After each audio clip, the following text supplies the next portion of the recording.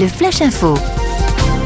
Et on commence par un événement à Cherbourg. Le syndicat des énergies renouvelables organise cet après-midi à la Cité de la Mer, dans le cadre de la convention Tétis, les premières assises nationales des énergies marines renouvelables.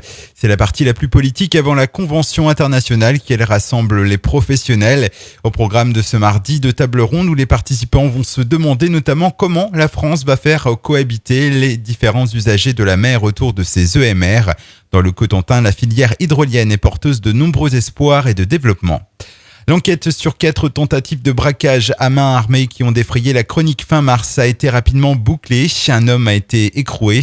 Les faits se sont déroulés dans un commerce à Tribéhou le 18 mars et dans la même nuit du 22 au 23 mars à Perrier, Isigny-sur-Mer et Saint-Hilaire-Petiteville. Dans les 4 cas, il a agi avec un revolver dont l'enquête a démontré qu'il était factice. L'homme encourt à la cour d'assises et 20 ans de réclusion criminelle.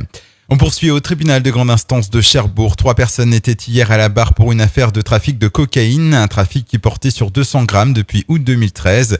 Au final, un Cherbourgeois de 27 ans a été condamné à 8 mois avec sursis et mise à l'épreuve. Les 2 autres prévenus ont été relaxés à l'issue de l'audience. Éducation, demain matin, les syndicats d'enseignants ont rendez-vous avec le directeur académique des services de l'éducation nationale afin de préparer la carte scolaire des écoles publiques de la Manche pour la rentrée de septembre prochain.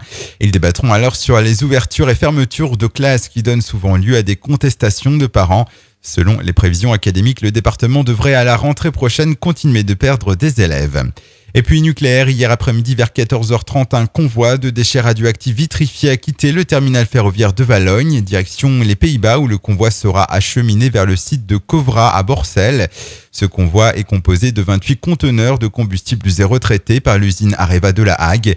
Il s'agit du 7e retour de déchets vitrifiés vers les Pays-Bas.